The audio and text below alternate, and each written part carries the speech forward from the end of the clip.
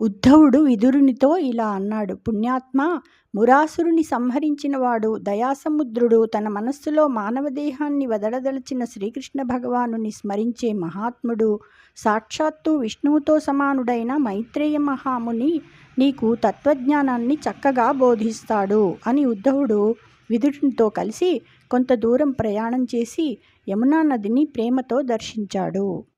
కానీ దాయనీగి మోదంబున తత్సరిదమల పులిన భూములదగనాదిన శేషము నివసించెను వనజోదర పాద పద్మవశమానసుడై.